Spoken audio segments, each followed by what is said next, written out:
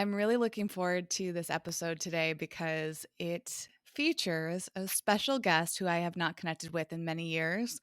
We went to Emerson College together and have been chatting on Facebook direct message. And I learned that he was doing some really fascinating work and work that can become uncomfortable at times. So it felt like a really good subject matter for this. And this is something that we haven't, to my recollection, explored except for maybe little ponderings here and there. And this is about tiny homes. Specifically, in Adam's case, urban tiny homes and tiny houses, which I can't wait to learn more about. It touches upon homelessness, and I think that's an incredibly important subject matter. But before we get into it, Adam, one thing that you and I have in common is that we both went to school to study something that's not directly related to what we're currently doing. So remind me, what were you studying? Were you studying film production like myself, or were you studying something else at Emerson? Yeah, I was actually studying print journalism. No, actually I started at broadcast journalism and then like 2 years in realized that broadcast journalism is really like a poor man's actor. There's like voice lessons as one of the classes that you had to take, and it wasn't about news gathering. It wasn't like real journalism. It was news presenting. And so I thought of myself as a very serious, genuine journalist. And so I switched to print. But then I took a lot of production classes with you guys because I was in love with the documentary form, and so I really wanted to go in that route. Memories are starting to come back for me, Adam, hearing you describe what you were doing at Emerson, because I actually do remember now that you were in journalism. And it's interesting because now that I've become a podcaster and some of the more online digital work that I've done, I wonder like maybe I should have studied broadcast journalism or something.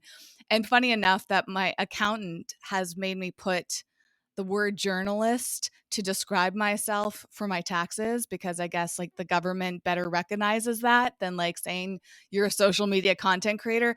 Maybe that's changed these days, but in the early days of doing my work with Eco Vegan Gal, with my blog and all of the things that I'd been working on since 2008, there was that weird area where it wasn't taken really seriously, and now it is. And one thing I think a lot about, especially in terms of Emerson, is how much that college experience has changed.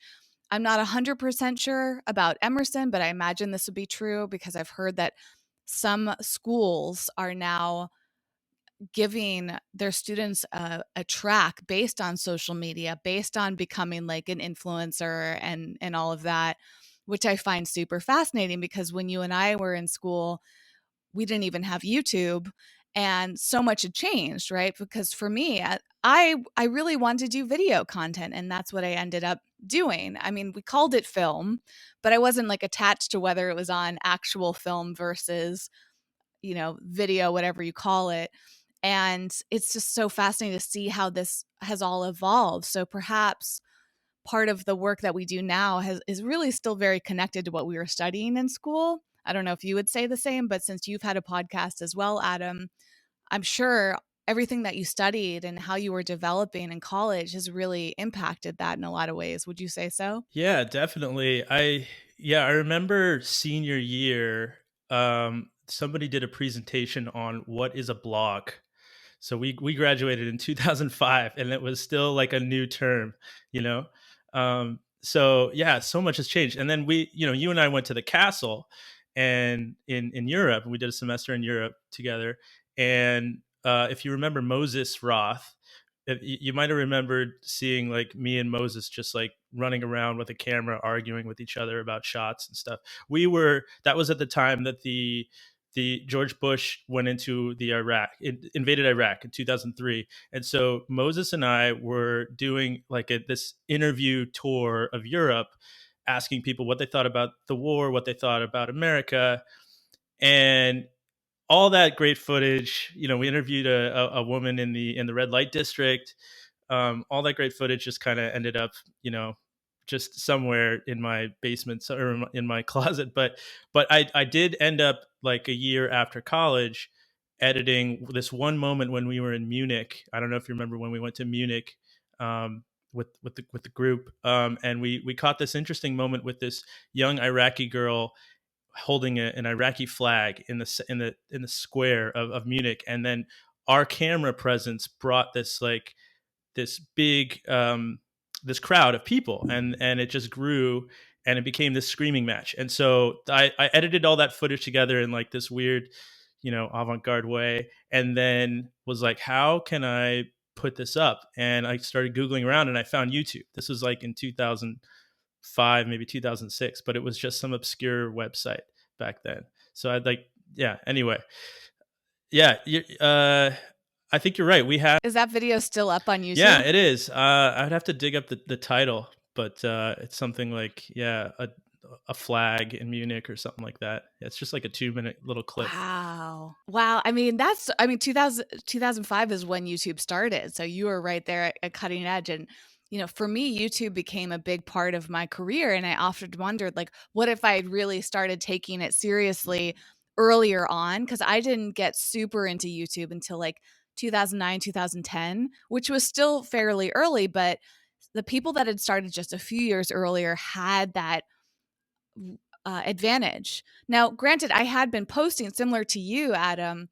I had been posting some of my short films on YouTube as early as maybe 2007, 2006, but it felt like such a different way of thinking because going to film school and creating content like you were doing was just like very different back then. But what you're also describing I think would resonate with people. So sometimes making this different, less YouTube focused content, but more the viewpoint of a college student is taken very seriously these days. So I hope you can dig up that video. We can put that in the show notes for this episode. I'd love to see it.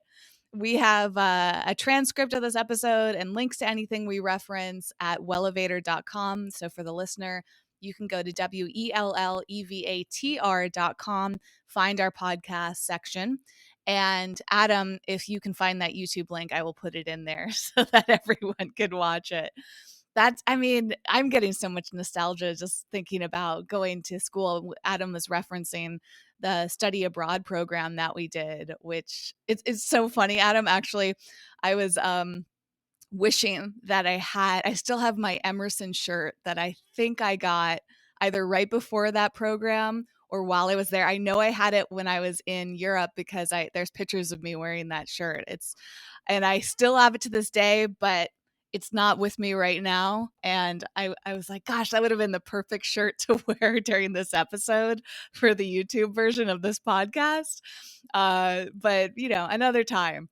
And just I'm fascinated by the career evolutions that people take. So I'm curious for you, how did you start getting into tiny homes and when did you even learn about them? Because I remember hearing them actually through Jason, and Jason's super excited to talk to you about this because he has his personal interest and passion in tiny homes.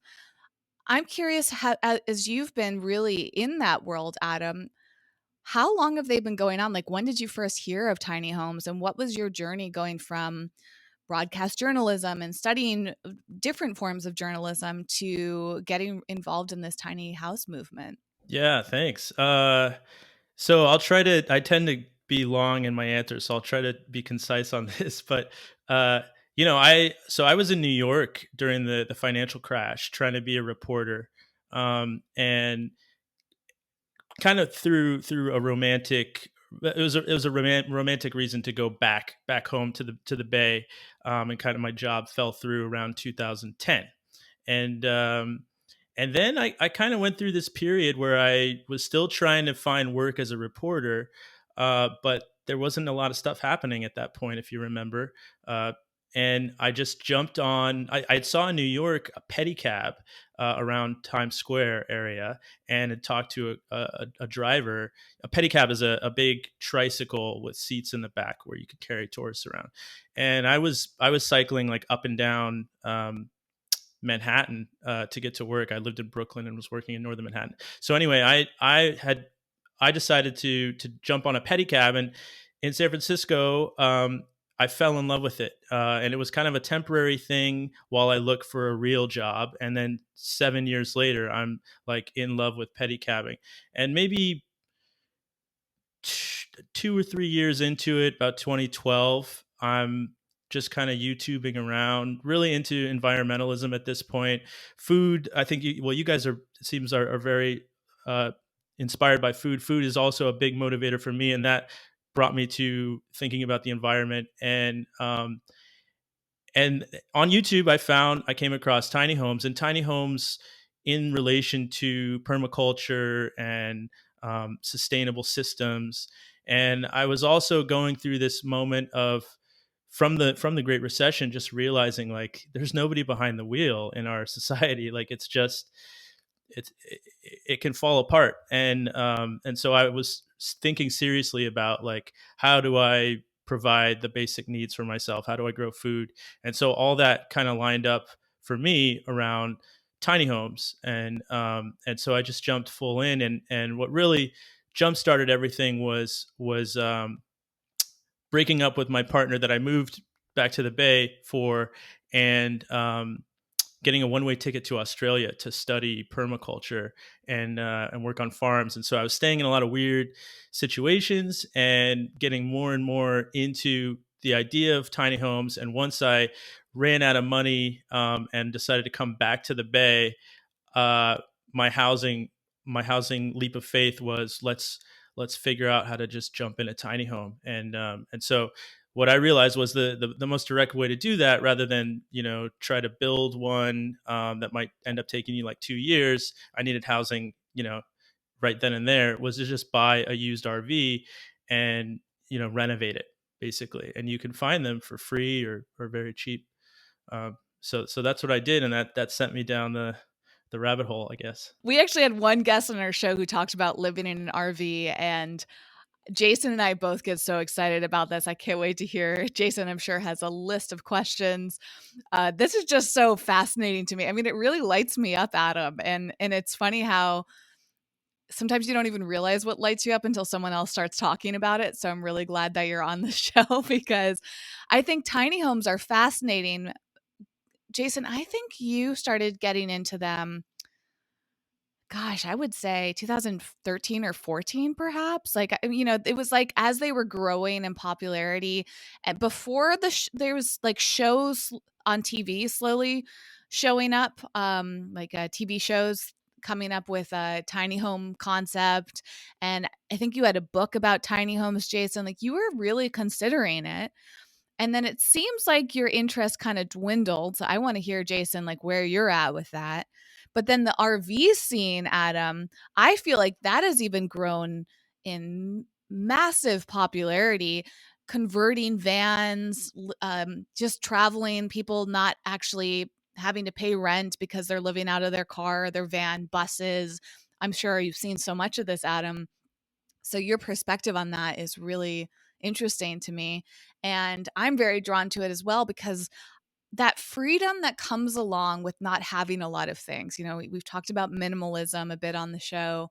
And I think there's this draw to simply just have freedom. As in our country, it theoretically is based on freedom, but of course, not all of us experience that in at least in the way that we really want to. And I think there's something about like, okay, how can I be self-sufficient?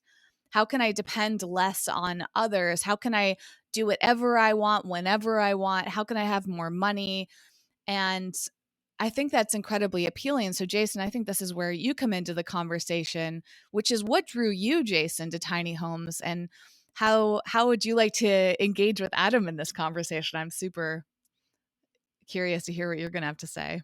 Yeah, there's a lot of reasons. I think it was right around 2013. I remember being in a bookstore in Los Angeles and and being drawn to this one. I was in the architecture section, and I remember seeing these books on tiny houses, and I'm thinking like, what is this about? And again, to Whitney's point, this was prior to any of the Tiny House Nation or any of the shows on HGTV or Discovery or any of those. And I pick up this tiny house book out of curiosity, and I'm slowly leafing through, and I'm looking at the pictures, and I'm looking at, some of the architectural designs, and then I get sort of into the philosophy in this book, which at the time I remember, and I still have it on my bookshelf, um, was espousing sort of this triumvirate of sovereignty, which they kind of defined as like, why would you want to be tied to a 30-year mortgage where you're paying all of this money and you're owing all this money to the bank, and that in some ways it's keeping people in a perpetual debt cycle financially. The other side of it was that the independence to pick up and move from community to community and put yourself in different places, that kind of freedom, as Whitney was alluding to, was something that was exhilarating. And then the other two sides were, the minimalism of reducing your material things in life and living simply, but then also giving a level of autonomy to people in sort of desperate social situations, homeless people living under the poverty line, giving them a safe, equitable, manageable space to get them off of the streets and empower them to do different things. So in this book, I was just digging in, going, well, this is really interesting to me. I'd never read kind of the intersection of these different philosophies in quite that way. And I think, to me, I've always been drawn to how do I even say this? I'm kind of just always been a rebellious person. And when I see people doing things a certain way in society that work, and I'm like, this doesn't really work for everyone. It works for you because you're benefiting. And so part of the tiny house thing was like, this is different. This is weird. This is new. And so I started buying all these books and watching all the shows, and looking at different individuals and companies that could build one for me.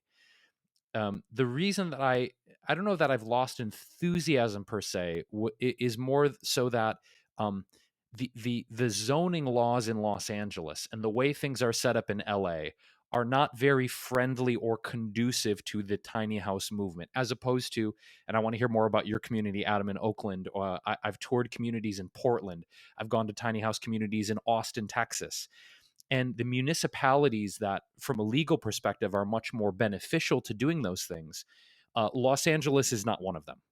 Los Angeles is pretty shitty when it comes to supporting people in building and maintaining tiny houses. And anyone that does now, it's more of like an ADU. It's on a foundation, and they're like, yeah, we're more liberal now with the zoning for ADUs. But a tiny house on wheels, there's actually not many of them here in LA, and it's been kind of disconcerting. So that's my long-winded history with tiny houses. And kind of back to you, Adam, as you're getting into this and you're finding your intersection of sustainability and permaculture and tiny houses, you get back to the Bay Area. What kind of things did you start exploring, and what kind of challenges came up for you? And how friendly has the Bay been toward you and your endeavors to, get this movement going and create what you've created? Yeah, I appreciate you rounding out, yeah, the tiny house draw. And a lot of what you said I resonated with, and we're part of what brought me to tiny homes. Yeah, and totally, it's not a friendly scene here in the Bay. It's very similar, I would say, to LA. And that was one of the big lessons I learned very quickly, because I didn't realize the whole class, anti-poverty context that I was jumping into. When you start living in an RV, you know just to I mean, it's within all of us. I mean, I had a friend, a pedicabber, who was living in an RV about a year or two before I started doing it. Just parked outside of a friend's house and plugged in. And I remember like judging him. I remember looking at him like, "You're a loser, man. Like you're making the same amount of money as me. Why don't you live like a normal upstanding person?" That anti-poverty framework is in all of us. It's in our culture, and it's reflected in our laws. So it is illegal in Oakland, at least, to live in an RV for more than 72 hours. It's illegal to own land and then own the RV and just park it on your land, without concealing it, because it's considered blight. Considered an eyesore. So poverty and people that are not making enough to afford $1 million homes are basically looked at like, things to be concealed and to be legislated away. And so that was a rude awakening. And so I realized, but it also puts you in this renegade space that you were talking about, Jason, where you're just like, well, screw you. I mean, like, I wasn't really affected by the class stuff, because I went to a school, Whitney. Our school, we could have bought a McDonald's franchise with the amount of money we spent uh, going to school, and like, so I wasn't. But even still, like, it does affect you over time when you're living in a home on wheels, and you, especially in the beginning, I didn't have a place to go to the bathroom, so I would have to get on my bike and ride to Target to drop a deuce, and and I had to get creative. I had my dad had some electrical background, so one of the things I was forced to do is figure out how to do sustainable energy. So I set up a solar panel and a little wind turbine and a battery bank, and figured that stuff out. And then, how do you get water to your site? So I had a pedicab friend help me build a big trailer to haul water, like one of those blue barrels, one of those 55-gallon rainwater tanks. I would bike that to my little sister's place. It happened to be nearby. I'd fill it up with water, bike it back, and then figured out how to pump it onto my tank. So it forces you to learn a lot, which was what I was after. But the other aspect of it is the the legal side that you referenced. It gets into a lot of sticky issues that our society is still dealing with, and yeah, it's still not solved for sure. One other real quick thing though is LA supposedly was one of the first places to legalize tiny homes on wheels as an ADU. So it's held up as an example. But I don't know what's going on the ground there. But that's something people talk about in the tiny house world. I think this brings up, you talk about this host of challenges and how laws and municipalities and zoning are, and I love that you said anti-poverty. There's judgment, and legally, they're not allowing people to, in some places, have affordable housing options. And it brings up the idea too of, as I was looking here in LA, I was considering buying a plot of land, right? I don't know, quarter of an acre, half an acre, whatever it is. But the cost of just land here is so expensive that after buying the plot and putting a tiny house up or building one or inviting my friends to kind of live in a community, um, one needs to have quite a sizable reserve of cash to even pull that off. So one of the things that I've hesitated to, Adam, to your point here, is not just in the past, at least a few years ago, the rigid zoning restrictions, but the prohibitive cost of access. And some friends kind of have done it in the system, like in Ojai or Topanga here. There's a few people I know that have tiny houses that, because they didn't have the budget to buy the land, they would find through the grapevine maybe someone who did have the land, and then they would rent and pay them, $300-400 a month to park their tiny house in the back of their property. So I know some people that have done that, but I think this brings up classism, and this brings up the lack of entry to people that don't have a ton of wealth and don't have a ton of cash reserves to buy land and put these tiny houses. Are there any other systems you've seen other than, approaching a private landowner and saying, "Hey, could I pay you, whatever, $300 a month to park my tiny house there?" I guess, how do we make this more accessible and affordable to people that, don't have a ton of money to do this? Yeah, that's the big question. And I think it sounds like we've toured some of the same places. Did you go to Community First Village in Austin, I did. and Opportunity Village in Portland?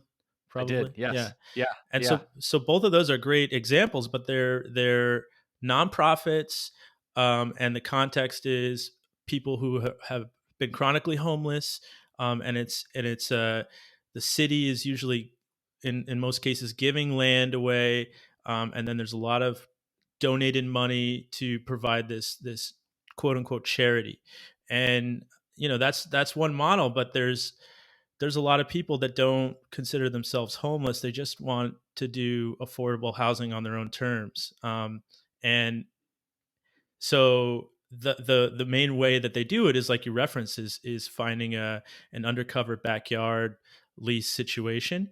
And then what my community has done, and a couple other places do, is like that, but just more of like when young people lease a big brownstone house or a big Victorian house and divvy up the rooms. And like in college, I was, living in a basically like a hallway, to between two rooms, but it was like, five people cram into like a 3 bedroom.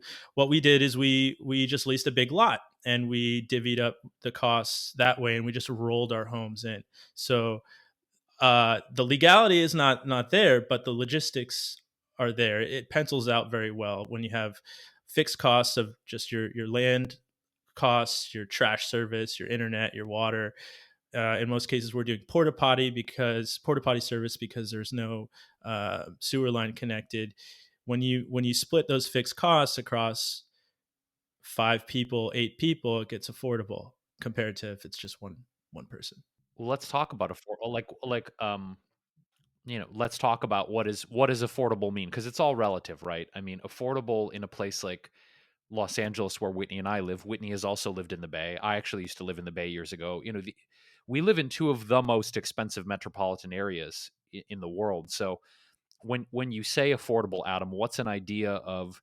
And I also want to talk about the cost of actually building a tiny house, because that can vary widely. I've looked at individual builders and also companies that do it, and man, is that a huge range of expense. But before we get into the actual building of it and how you learned those skills and got into it, what when you say affordable, what does that mean per month? Like, what's a monthly nut to operate and maintain your space in the tiny house community you have? What does that look like? What's your monthly outlay? Yeah, totally. So I referenced being a pedicabber because that's I think it's a service level job. And the community that I lived in the beginning was really primarily made up of pedicab drivers and people that worked on that level of the economy. So for context, we would make roughly $25,000 to $30,000 a year in cash, kind of like a waiter type salary. Um, and so it wasn't really sustainable to pay more than, I don't know, $600 or $700 a month for your rent. And that was not really possible. It seemed like back in 2014 when I got into this. It was a little bit before that, but it was getting harder and harder. So our first iteration was about 300, roughly $300 to $400 a month that each person had to pay. Um, and now the community is at $600 a month for a space in an RV park. You can't find anything. Well, in the urban core around the Bay Area proper, it's like 12,000 minimum to get a space for an RV, for a tiny home on wheels. And then if you get further out, like in like Lake County, there's some spots that are closer to like $400 or $500 a month. I mean, when you scale that though, and you look at what I mean, as the average cost of rent, even though it's gone down a little bit during the pandemic, I mean, that's so much less for your monthly nut than what we pay in a normal situation, a house, an apartment, whatever. I mean, that's substantially less.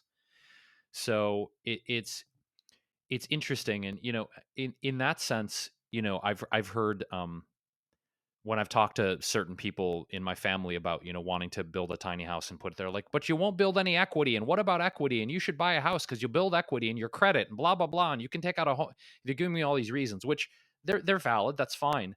Um, but it seems like, the judgment you talked about, Adam, of sort of this anti-poverty thing extends to that of like, what about your credit and what about your equity and what about, building your future? And there's all of this kind of future fear built into what I've personally heard of why I ought not to do that and just be normal, as you said, and just get a regular house. And so is that something you ever think about, or you just kind of don't give a shit about when people bring up those concerns? No, totally. I think about it all the time. In fact, I realized that, especially after the financial crisis in 2008, that I needed, and with my pedicab job, I wasn't building a 401k or anything. Like, what am I going to do when I get older? And so I was lucky. I was lucky enough to have a dad that had a really high paying job and was interested in playing in real estate. And so we, around the same, well, before I got into tiny houses, actually, we invested together in a fourplex and an investment property. And so I was able to, through luck, to get into to real estate, putting in a little bit of my savings and sweat equity as a property manager, and the majority of my dad's money and his ability to get a mortgage. And so I also realized in that process that as somebody who works in the service industry, who's primarily paid in cash, I'm locked out of that game that you're referencing. I'm not able to get a mortgage. And that's another injustice or ridiculous aspect of our system. And which is partly why people jump into tiny homes. So I'm actually, now we're in the middle of working on getting my real estate license, ironically. But it, you reference another idea that pops up, which is, I mean, for me studying this and being involved in this for so many years, I realized that real estate is like one of the most solid ways to park your money, park your wealth, and grow your wealth. And again, not everybody is able to play that game. I played a lot of poker while I was petty calving at one point, right before my tiny house start. And you realize when you play poker seriously that the game changes depending on how much chips you have in front of you. So it's a much harder game when you are short stacked compared to if you happen to buy in for a big amount or you get a big windfall. All of a sudden, every decision is a lot easier. So it's a very similar analogy to the way our economy works. And it's interesting to think about housing as not just as just housing, as just a tool for shelter, and not also an economic vehicle. And that, I think, is the problem that we're in. And if we can somehow divorce the two, remove the two, we would be better off, because that's a big part of why these laws are prohibitive for people living affordably, is because everybody's worried about their property values going down.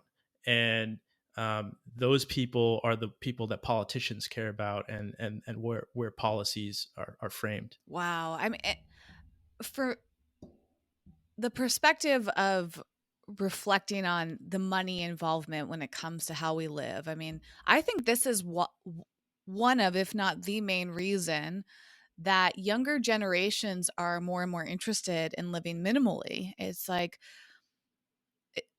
it seems like a lot of people like millennials and Gen Z and perhaps even younger, like they're rethinking how they want to work, when they want to work, where they want to work.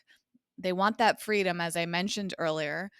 They're confused and overwhelmed by things like real estate and credit cards. I mean, I noticed a lot of this on platforms like TikTok, where I'll read through the comments and just see like a lot of people are just feeling overwhelmed and confused and at a big disadvantage financially. And it's very different than it seems like our parents' generations, they seem to kind of have it all together. And perhaps many parents make the assumption that their children are going to buy a house, right? And raise a family and make all these financial decisions that they see as very savvy.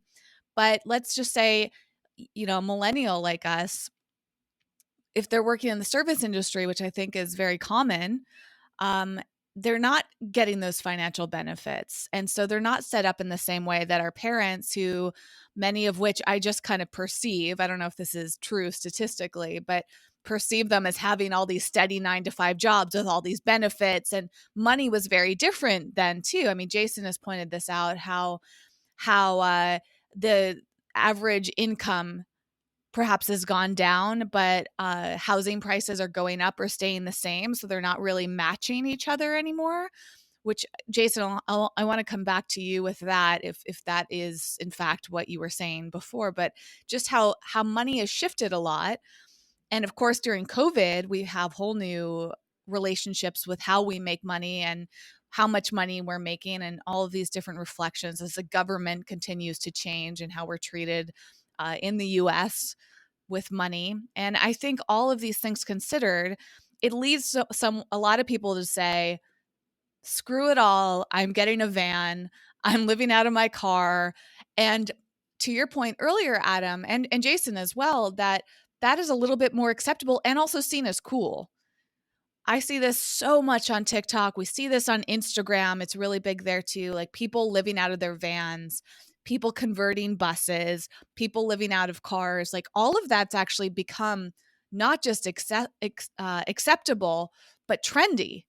And this whole life of minimizing those expenses, living very minimally, and having that freedom to go wherever, whenever. But then what we don't often see in those type of posts is that it's not as always as easy and glamorous. Like to your point, Adam, there's a lot that goes into this, and I experienced a little bit of it last year in 2020 when I drove across the country and camped in my car. It was really eye-opening because I had never experienced what it was like to really camp. But since I was staying in my car, I would often go to like RV parks or something. And like it was so fascinating to me, really seeing what it was like to stay there amongst people who might be living there or staying there for months on end. I mean, I met all sorts of characters in those environments, right? It wasn't like a vacation or a quick experience like I was having. Like I was meeting all of these people that this was their life. And then I started to feel incredibly overwhelmed, and it's still overwhelming, but a little less so for me to just trying to understand, like, where can you park your car? Where can you sleep overnight? Where is safe? I mean, that's a whole nother conversation for me as a woman, especially when I was doing part of that experience on my own. It was overwhelming just to try to figure out, like, okay, how do I get my basic needs met? What is a good cost for this? Like, what are the rules? And then is it safe for me to even be doing this? And I find it fascinating that even though it's becoming more trendy and it's becoming more common, there's still a lot of vagueness, which kind of goes back to what you were saying, Adam. And I assume that part of the reason it's vague is it's like, is it because like you're learning something for the first time and thus just like anything else, you have to spend a lot of time studying it? Or is it kept purposefully vague because the country doesn't want people living out of their cars or vans? Is it a mix? Yeah. Yeah, I think I, I well, you brought up a couple things, Whitney. I'm thinking about just that we're in this interesting moment where there are a lot of quote unquote middle class comfortable people that are experiencing what poor people have experienced for a long time, and I think it's going to lead to some good changes in the future. I mean, like recently saw, I think, an Instagram post of like a really super cool hip couple and doing their van life thing, and they had lots of family and resources to park their van, but they were like, whoa, like the cops just banged on our door because some stooty neighbor just called us in, and like, WTF, and that's an experience that a lot of people deal with, and now it's seeping in brought to the broader culture, some of this stuff, which I think has positive repercussions. But the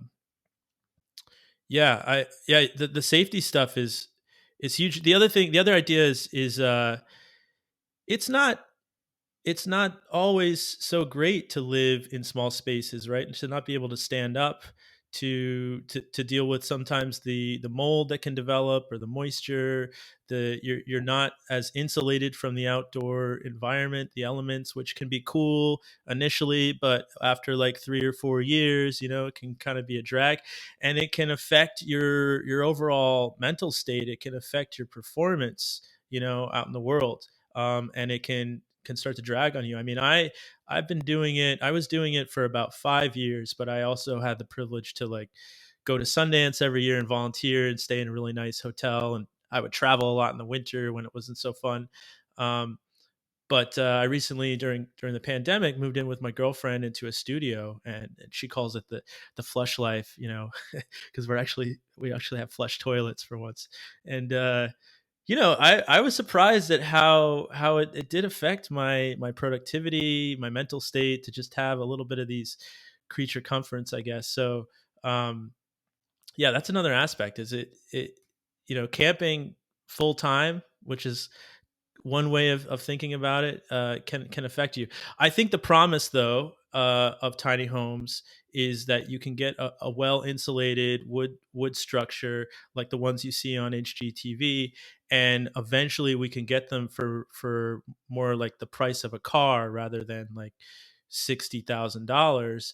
And eventually we can find a lot of these places to park affordably, and it can start to pencil out, and it can start to be a comfortable, more like flush life type experience. I love what you touched upon there, Adam, which is how living that way full time could really affect your mental health. Like that's such a great point, because I think that social media, of course, paints it as, oh, look at all the mental health benefits because of the freedom, because of the money I'm saving, because of all these great experiences. Now, again, my perspective mostly comes from that cross country trip that I did, which all in all was about maybe 20 days or less there and back total. But I did find that it was exhausting. I mean, I did not have the mental space or energy to do much else other than drive, figure out where I was going to stay the night, and then make it through the night. I thought for sure, Adam, like, oh, I have all this time. I'm going to stop and, for me, having an electric car, I'll stop and charge my car and I'll work. I could never work during that time. Just driving a lot is exhausting, right? So it's a little different than if you're like parked somewhere. But all of the variables that go into that experience, especially if you're going to a new place all the time, like you're constantly taken out of your comfort zone, you're constantly thrown into a new environment with new people. So I imagine for someone that just lives out of their car, the likelihood of them being able to stay in the same place for several nights is probably pretty slim. So at the very least, they have to go find another spot. I'm sure over time you get used to where is safe and where you're allowed to be, but that can shift around too. And, just having that limited experience, I could absolutely imagine that it's really tough. And again, being a woman, but anybody who's experiencing fears around their safety, whether it's your gender or your race or your age or whatever other factor out there, like that's a whole nother level of mental energy, because it's like the other thing I experienced, Adam, was I found it really hard to sleep because my brain was constantly like, are you okay? Are you okay? Are you okay? And I wasn't expecting that. And maybe that's because I wasn't used to it, but maybe that is just like the way that our brains function is like, if we have experienced so much of life of safety and comfort, we don't know how unsafe it can feel and uncomfortable it can be to be in those situations where your survival is truly at stake. Because when you're in your car, it can feel very vulnerable. Like you said, someone can come knock on your door and wake you up. You don't know who that person is, and they're outside and you're in the small space. That's something I thought a lot about. And is it okay for me to be here? Is it safe for me to be here? Is somebody going to try to break into the car? Is someone going to try to do something bad or vandalize? I mean, like just these constant thoughts that go through. And even when I would pick places to stay the night that felt really safe, there was still that like underlying thought for me. And so it actually gave me some perspective and a lot of compassion for people that are living that way. One thing I've been seeing on platforms like TikTok, going back to this point about it becoming more acceptable to the point where people are actually more comfortable sharing these things, it seems like less shame. So more and more I'm exposed to people sharing how they live out of their cars because they don't feel they have another option, or they literally don't have another option. And one trend that kind of breaks my heart, but is also really smart from a survival, is there's a lot of people sharing how you can use your seatbelt to thread it through the armrest and then plug, so that way in the middle of the night nobody can come and open up your car door.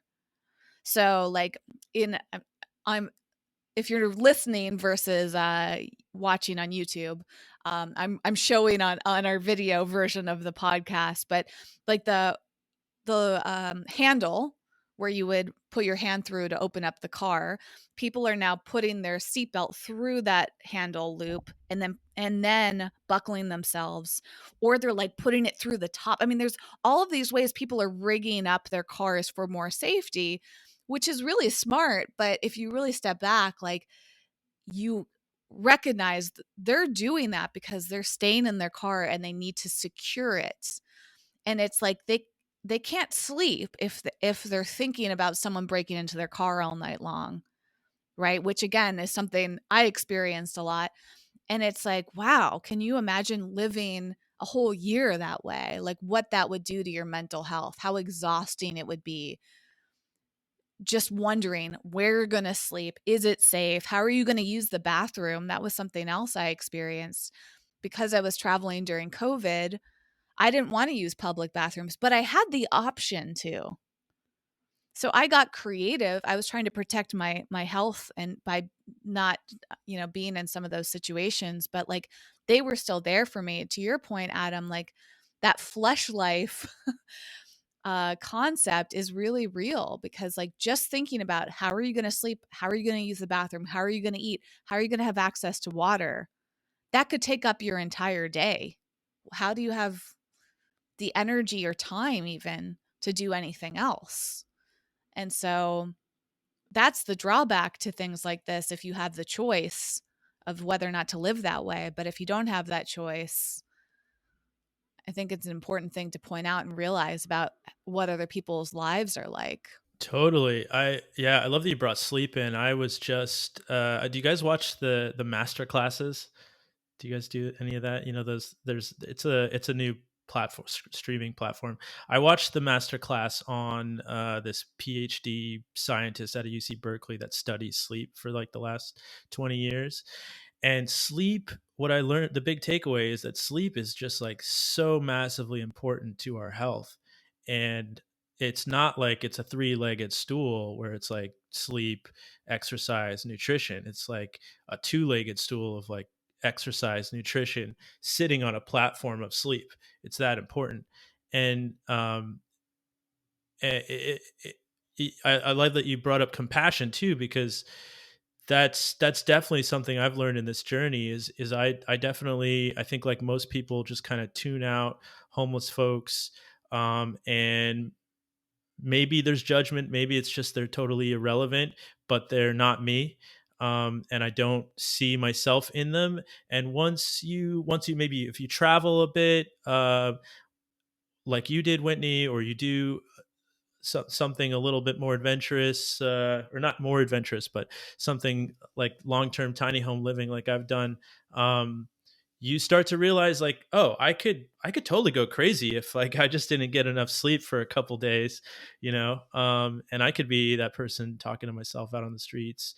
And like you said, I mean, then it's not so easy to get into a business and use the bathroom, and you're just totally locked out of society, and it really does affect your mental state. And I definitely experienced some of that, just feeling like there's something wrong with me, that just I'm not normal. I think we all have those moments, but when you do something like this, it reinforces some of those things. Absolutely. And one other thing that you're saying too that I was reflecting on, because part of my cross country trip, I was with my friend and she was camping in her tent, I was camping in my car. And you recognize, like, again, we were avoiding situations like public bathrooms. Like we had the option to do them. But because we were avoiding them, we weren't really showering. I think we maybe showered twice on the whole trip, which was about 10 days, 9 or 10 days. Um, and that's not a huge period of time to go without showering, but still, if you're used to having an access to a shower every day, it seems really extreme. And we brought a limited amounts of clothes and we didn't have a laundry machine. So it's like we got to that place where our hair is messier and our body might smell more and our clothes are maybe is not as clean. And that perspective of just 9 or 10 days that we had did put us in positions where it was a question in our head, like, how are people perceiving us? One of the things that we did during that trip was we brought a bunch of soups that all you had to do is add water to them, dehydrated instant soups. And we didn't have access to heat up water. So we would go into gas stations to get water. And that was like, again, one of those experiences, like you're pointing out, Adam, it's like the gas stations are maybe the main place where people go to wash their bodies, to brush their teeth, to get food and water and that sort of thing. And like, I remember sometimes going in there and thinking, like, are they going to think I'm a homeless person because I'm coming in here to get water? Like, and that thought process too of being afraid of people judging me for that, which is something that so many people are experiencing all the time. And I think your point about judging someone based on how they live or also just how they look, we get so fixated on that.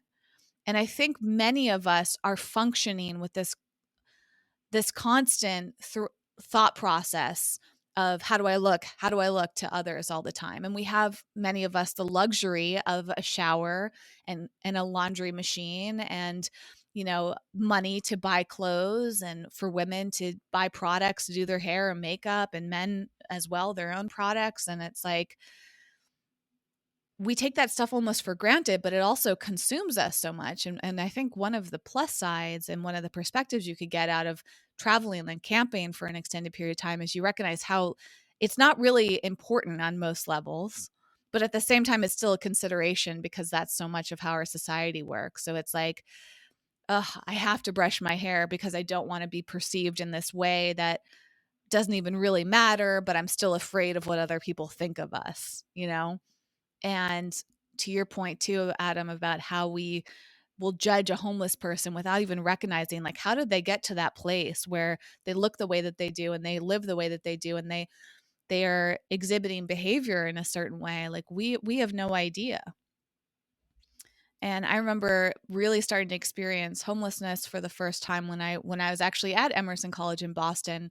I would walk across in Boston. We have a park in the Common, and my dormitory was like across the park from the classroom. So every day I would have to walk through the park, and it's a pretty nice park, very safe, but there were homeless people in there. And I remember as like, that was my first major exposure to seeing these people and observing them. And like, as a woman, something that would cross through my head is, am I safe? Is this person going to attack me? And then of course there's the mindset that many of us are in of like, should I give this person money or are they just going to use my money for drugs, and all those kind of judgments that we put on them. And the ignorance that we have overall of either not being exposed to them, but also not being very educated about who they are and what they're going through. And I think many of us have the privilege of trying to avoid homeless people. In Los Angeles, people have the privilege of complaining about, oh, the homeless, they're getting so out of hand. But that to me is like a pretty heartbreaking statement. Totally. At one point I started to go to a lot of meetings, neighborhood meetings and business meetings where they were talking about the homelessness problem, which has just accelerated in the last few years since then. But I remember noticing that people would talk about homeless folks almost like rodents, like pests. It reminded me, yeah, of just like the same conversation I had a few moments earlier in Home Depot, talking about the right technique to keep them out.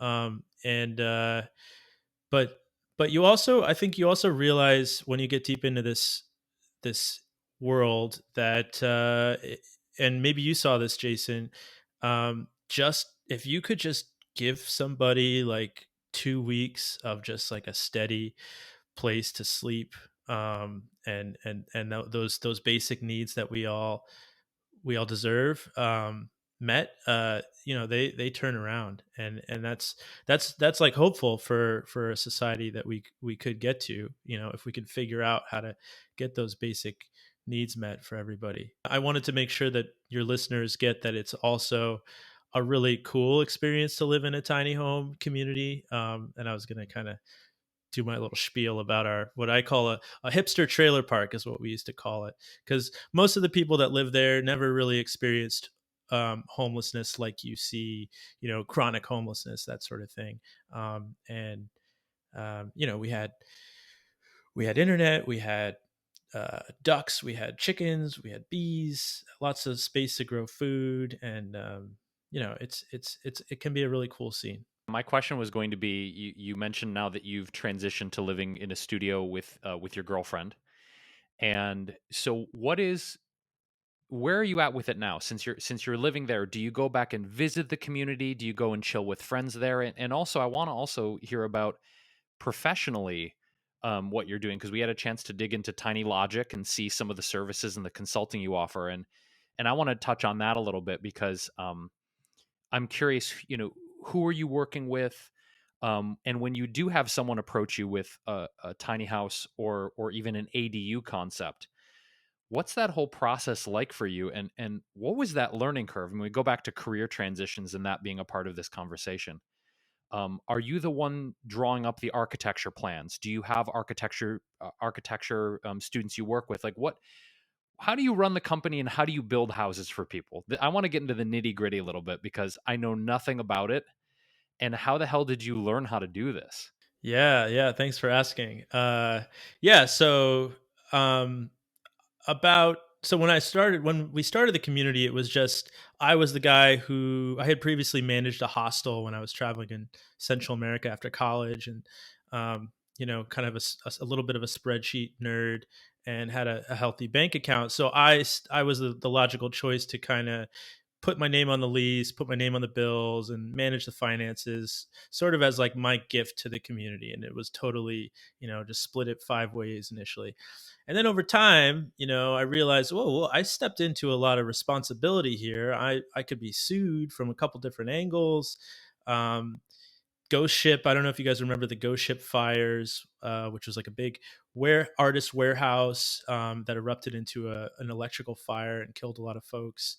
And a lot of people contacted me thinking that I was a part of that community because they knew that my situation was similar to that. I wasn't in Ghost Ship, but I realized like the person who was collecting the rent was on trial for like a year or so, facing jail time, and that was potentially going to be me. So all that to say that I was getting treated like a landlord, but I wasn't getting the money of a landlord. So um, I wasn't trying to like profit off of people, but I wanted to professional. I realized there was a need to professionalize what I was doing. I was essentially doing property management, and so I created an LLC and focused on trying to figure out this space of being like a facilitator of a housing cooperative and collecting a fee for that. Um, there was another community similar to ours that had was mostly about Burning Man folks living out of buses and box trucks, and the founder of that was word was he was going to step away and it was going to potentially die, and so I came in to keep it alive and serve as that admin through line for the group. And so that was sort of what I was trying to push. Basically, running an RV park that's not permitted, and um, and that in that process, I also began to work with contractors to to build backyard units, often not permitted, and that's so I would sell for the contractor. And then I wanted to learn, how to build it. So then I would go in and help project manage and build. And so we had some weird adventures there. We built one in San Bruno in a backyard, and then once we got to the stage of like finishing drywall, this inspector showed up and said, "Hey, this is not legally in the right spot. It's okay because you're calling it a shed, but it's just got to be like 20 feet that way." So we ended up having to slice this tiny house into parts. We had to literally slice the roof into 3 parts, disassemble the walls, and carry it like 20 feet and reassemble it. It was nuts. Um, but that's kind of where this last year I've been kind of doing these 2 things to answer your question, Jason. I've been doing this property management piece focused on the niche of tiny home communities, and then on the other side, I've been basically trying to be a facilitator to builders, being a matcher, because I have a lot of sales background. Um, and to tie in what you're saying about the career transition, I think with all of this, I've really applied my journalism skills to figuring out the laws. Like in New York, I used to go to community board meetings and cover them, and so I knew the dynamics, the drama of a community board framework, and I applied a lot of that knowledge to trying to understand what was going on in Oakland. And just generally, like, figuring out how to run a permit is definitely a research experience every time. It's always different, and it's a lot of calling people and hounding people, and so a lot of the journalism stuff is really helpful for permitting, but also sales and just conveying these complex ideas to potential customers. So right now, this last year, there was a big law that was passed in 2020, um, to make ADUs, accessory dwelling units, or backyard units, a lot more possible. Before that, there was a lot of these poison pills, these, you can do an ADU, but it's got to have like 3 parking spaces associated with it, and you can't build it if you have square footage that's 800 square feet and all this stuff. So it effectively made it impossible to build an ADU almost everywhere. This law made it so that there's just a very bare minimum of standards to build an ADU, and so many more properties are now able to do it. So there's this big boon happening right now. All these companies are getting into the ADU space. I jumped in with a startup and was serving as their sales rep and permitter, where they were converting shipping containers into prefabricated ADUs. And now I have branched out into, basically, there's what I've realized is that there's a ton of builders. They all want to do their one thing, and they don't always match what a property needs. So, for instance, a prefabricated unit has to get into a backyard, and that means either by a crane or driving it into the backyard. Not every property can do that. If you have power lines over your street, a crane can't go over. So, and some properties have unique spaces that need more of a custom build. And some builders are not necessarily able to take on your build. They might fit your type of yard, but they might be booked out for the next year. So there's a need for someone to be a matchmaker, someone with knowledge of the unique challenges of installing an ADU, and knowledge of the builders and where they're at, and making a match. So that's kind of what I've been doing. I'm offering free consultations if people want to contact me, and I get a sense of their yard, their property, what their mission is for the ADU. And then I go and look for a builder that'll fit that bill. Fascinating. I'm curious, Jason, if all of this conversation is reigniting your interest in living in a tiny home.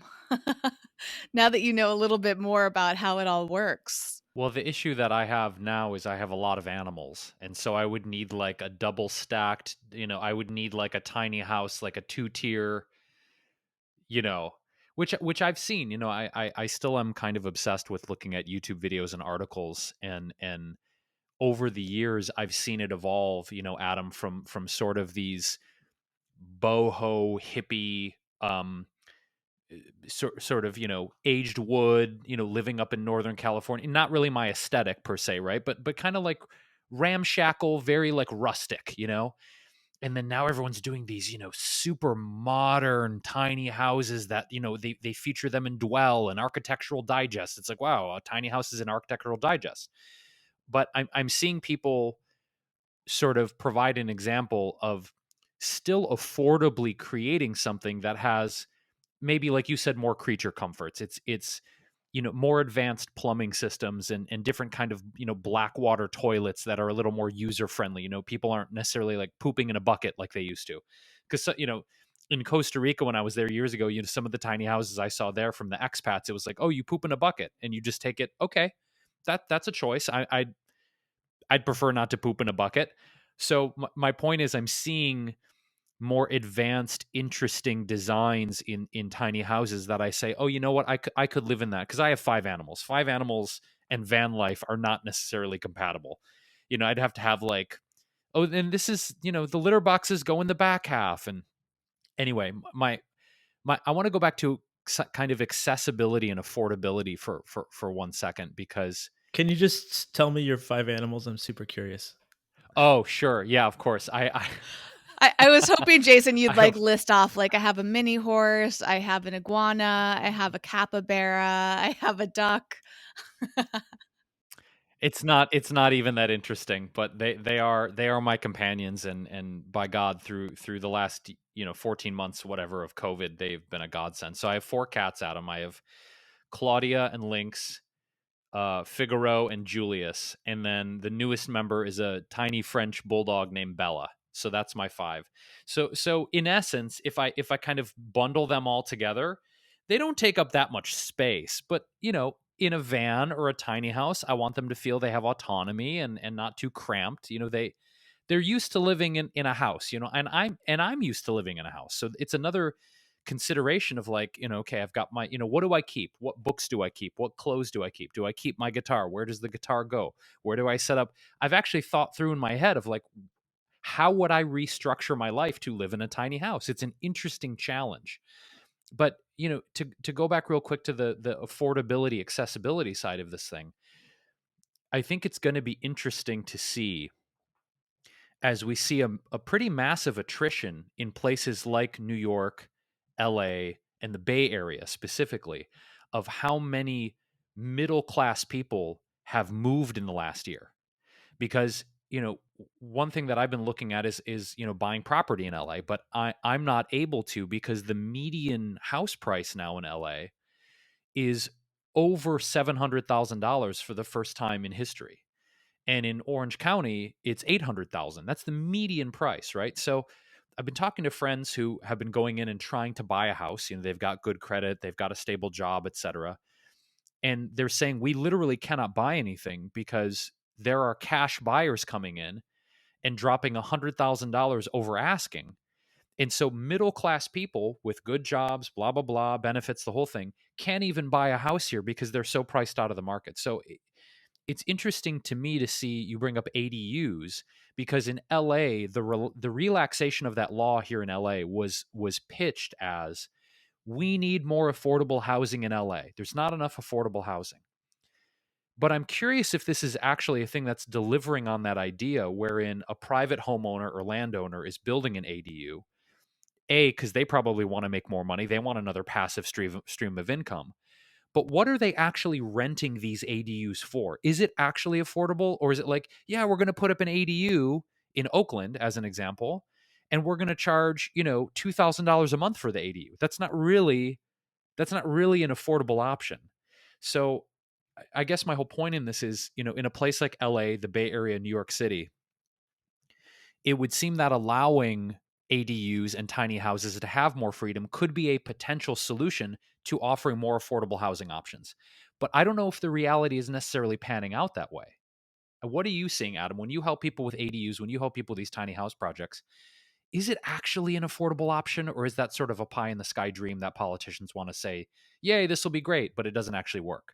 No, you're spot on. Yeah, I'd say the majority of people that come to me and want to build an ADU, they in the short term want to have an office space or a flex, guest room for grandma because they have a new baby or their college kid that's isn't able to go to school right now and is living back at home with them.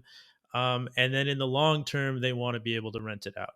And in fact, there's a company that I work with called Rent the Backyard. Their whole business model was around the fact that you can get high rents in this market for your ADU. So they would finance the build, be like a partner with you on it, split the rents with you, and then over time you would buy them out. And it was all based on the idea that you would be able to get high rents for this backyard unit. So you're totally right. It's either, I mean, at best, it's extra housing units that are going to support family that maybe wouldn't be out in the rental market, and so maybe that would bring the rents down, maybe.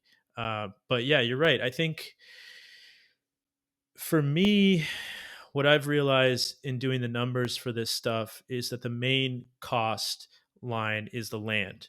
And the land is also, like you referenced, with these crazy prices, it's not really connected to reality in a lot of senses. It's the magic part of the market, I guess.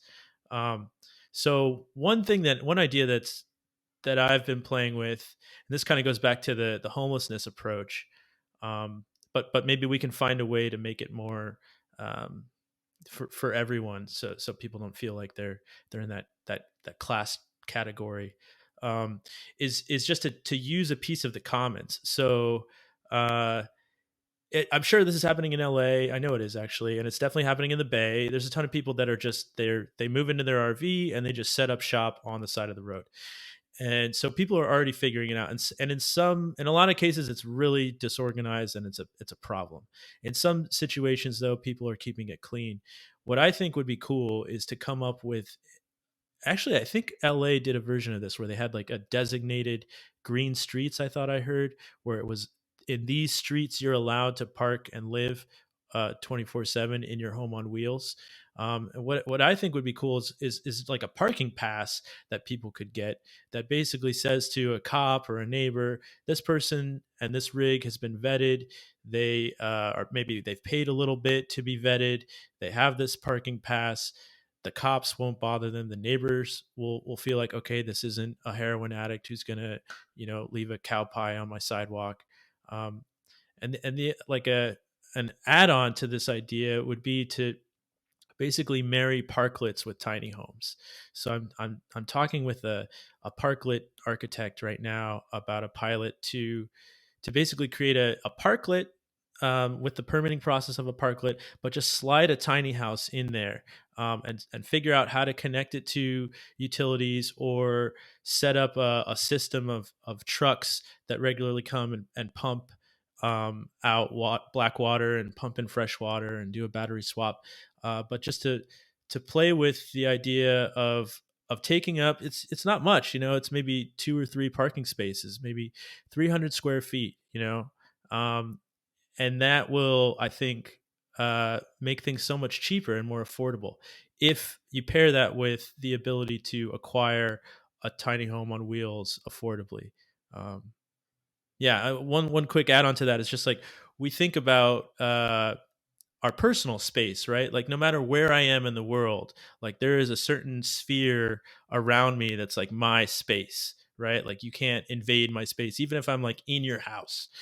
Um, and it would be cool to apply that to your house. So like, that's like 300 square feet, so long as I'm like not in the middle of a freeway and I'm not blocking these other, pathways, like I'm allowed to be there as long as I'm, not a problem. That would be an interesting law maybe to push for. I love that, Adam. And all of this is just mainly evoking more desire to be more educated about the homeless in general. Like that's something that I reflect a lot on and feel mainly ignorant on. And as you were talking about the green streets, as you were saying, I looked it up, and in LA, there's a few things. I found safe parking streets that was updated 3 years ago, so that might be what you're referencing. And I've noticed in LA there are certain areas where I'll kind of take note of what the homeless situation is like, and then I'm fascinated by how it changes.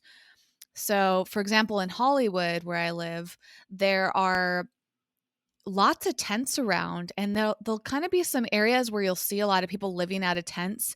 And then I've noticed sometimes they disappear. Sometimes I've seen the cops coming by and clearing them out, but then they'll come back, and I'm just like kind of intrigued by what the rules are and like why that happens. And I've also noticed like it kind of shifts around to different parts of the neighborhood. And there's one in particular I drove by just a couple days ago that I hadn't been down for a bit. And there were a combination of tons of tents, probably in this 2 block area. I would estimate at least 20 tents, but there's stuff all over the place. And then there were a lot of RVs parked over there. And I was reflecting like, I wonder if those like they must all be part of this little community that they've built, right? And it's fascinating to drive through it because I suppose as long as I don't feel like threatened safety wise, like as long as I feel like I can drive through that area because I need to or I want to, like that feels okay. Aesthetically though, it's interesting because I think a lot of people just don't like the way it looks, right?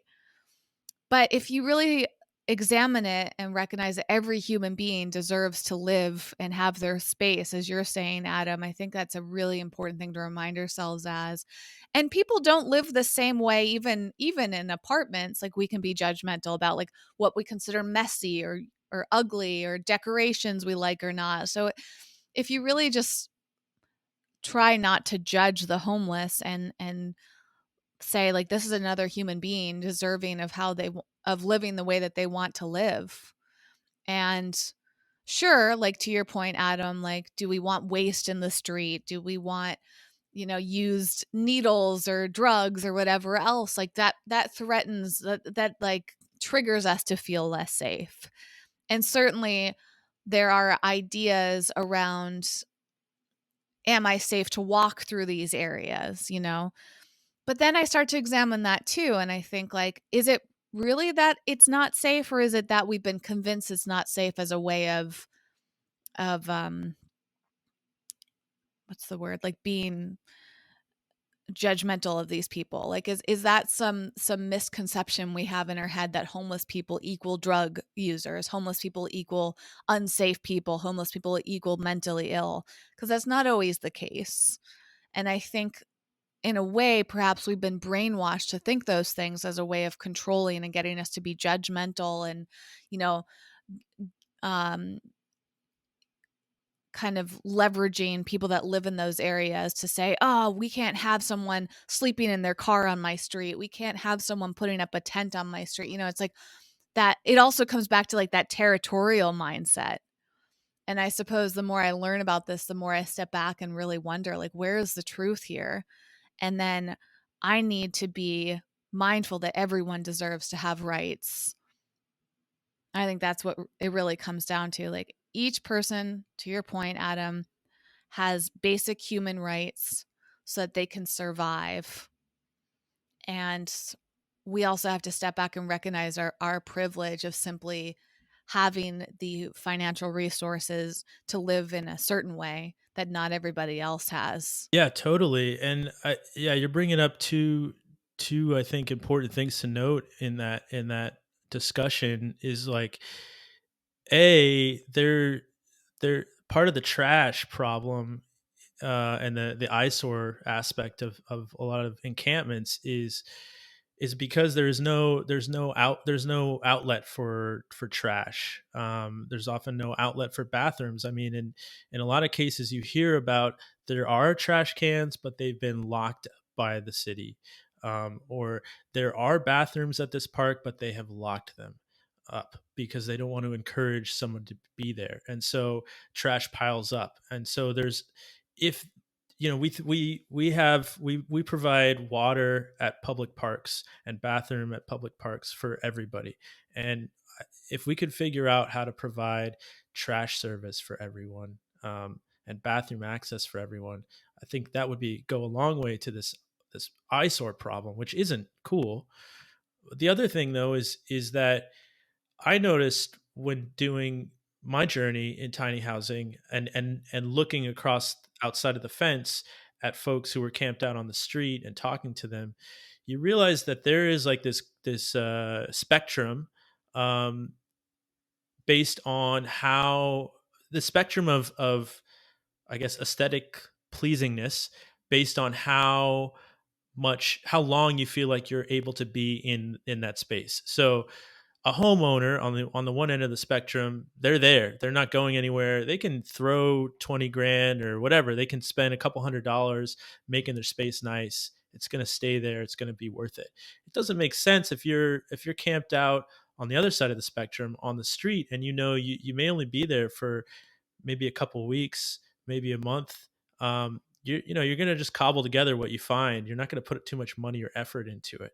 And then I think where we were was in the middle of that spectrum, because we were behind a fence. We were leasing a space, but we realized we could, zoning officials could crack down on us, and we could maybe have like a month or 2 months to leave, 3 months to leave. So we're going to invest in some stuff, make it look cool, but we're not going to throw all of our money into it. There's going to be some aspects that are a little recycled, and maybe someone might say janky. So I think that's worth noting. I had another thought, but I forgot it. I'll come back to it maybe. I'm curious now that you're in a traditional studio, Adam. What do you miss about tiny house living? What do you miss about it? Yeah, that's a good one. Being in being inside all the time, insulated from the outdoor elements, is it can have negative effects. I find that I need to get outside. I have a tradition every day now where I go out, and have my tea out. I'm right by the lake. It's kind of like Central Park or whatever. It's a big lake, but it's a big park as well. And so I go out and have my tea at the lake every day and listen to the New York Times podcast. And that's an important ritual. And even if it's raining, like the other day it was raining here, I still had to go out and just walk around under the trees for like 30 minutes just to get that air, and fresh air. And living in a tiny home community, what's cool is you are really involved in the outdoor space. A lot of your activities are in the outdoor space. When I lived at the community that I still manage, I mean, yeah, I took it for granted, the amount of I would go out, just constantly. And what's cool also is the social aspect of it, which has really been a a blessing during the pandemic, because I was always able to go to the tiny house community. It's oriented like a big like a horseshoe. So there's a big courtyard in the center, and it's a very safe place to socialize with folks. And we have a fire pit, and so you can sit by the fire, and those aspects, you can't really always get in a city normie lifestyle. I really, in my travels, want to come up and visit and see it. That's something I would love to plan, Adam, and meet you in person, because I feel like I personally have so many questions to dig into, and maybe that's just an opportunity for me at some point to book a consultation with you if I decide to move forward. Honestly, um, and speaking of which, your company is called Tiny Logic. Is that correct? Yeah. So you being That's an you being awesome name. Thank you. yeah, I was gonna say it sounds very official, and like there's a lot of spreadsheets and a lot of organization involved, which I like, because Whitney is the spreadsheet queen. Anyone who knows Whitney, that's why when you brought up spreadsheets earlier, Adam, I was like, oh, you two are friends. You guys both have the superhero spreadsheet powers. Um, so with Tiny Logic, if someone wants to get in touch with you, Adam, you obviously offer services where you go and you assess their property, you see if it's a good fit, and then so I understand correctly, you match them with a builder or a contractor to actually execute the project. So you're like a liaison. Is that correct? That's correct. Yeah. What I've found is that that's what most people want, is they want to get into contract with a builder. And so, yeah, I'm making that commitment to folks. If they're willing to pay me to come spend some time out and give them a consultation at their property, I will stick with them until we find a contract for them. Yeah, and then the way that I would make money is a little bit coming out for that consultation, but a commission if possible from the builder. But it doesn't always work that way. The main goal, kind of like a real estate agent, is how I'm framing it, is to be in the homeowner's corner, in the buyer's corner, trying to find them the best deal. Wow, that's super fascinating. You also have your podcast that last we spoke, you weren't updating it, but you still have the episodes. I'm curious, like, what is your plan with that? As podcasters, we love seeing other podcasters explore important topics, and yours is called We Are Homeless, right? And I love the description of it, by the way, because you say the objective is to make homelessness a historical concept, which I think is such a powerful mission statement. Are you planning on updating it? Last I checked, you hadn't. So where do you stand on the podcast? Thanks for asking. I updated the podcast title to just be Tiny Logic. And so if you search Tiny Logic, there's a new season out. So I've been updating 4 weeks running now, which feels good to get in that habit. And yeah, I would love for your listeners to come give it a listen. Some of the first episodes in season 2, we cover some of my initial inspirations for getting into tiny housing and my journey. And then it's basically formatted kind of like this, long form conversations. And really it's kind of like my audio notes for the work that Tiny Logic does. So it's really just a learning experience for me. And sometimes I try to talk to folks who are directly experiencing homelessness. Sometimes I try to talk to more policy thinkers or service workers. And then there's just a lot of interesting characters that I've come across that have done tiny house journeys and have a lot of interesting perspectives to share. Yeah, so it's called Tiny Logic, and I'd love if you guys would come check it out. Absolutely. Yeah, Adam, it's just been such a wealth of information today, and so many cross sections of socioeconomics and class and privilege and safety and deconstructing, I suppose, these normal patterns that our culture says we ought to do. And there's so many layers to this conversation, and one thing for me, that I reflect on a lot in this homelessness conversation too is, my father at the end of his life, the past 5 years of his life, was homeless here in Los Angeles. And so when we talk about this concept of acknowledging the inherent humanity and the inherent, I believe, basic human right for safety, shelter, protection, nourishment, um, it hits deeply and closely to home for me, having had a homeless parent. And I certainly have a lens that is different, having had that experience with my father, of looking at this incredibly complex issue with so many of the variables we discussed today, and also being like, all right, we may not know what the solution is, but if we keep discussing this and trying to change zoning laws and change the classism and the sexism and the racism and so many of the factors that are interwoven in this, at times I can feel overwhelmed by it all, because it's like, what the fuck do we do? But I do believe that the baseline of this is acknowledging the inherent value in humanity in each person, and saying, how can this person be protected and housed and taken care of? And to me, I think if more human beings, from the politicians to the policymakers to us on this podcast, discuss how to acknowledge and support the inherent humanity in one another, I think that's the jump off point.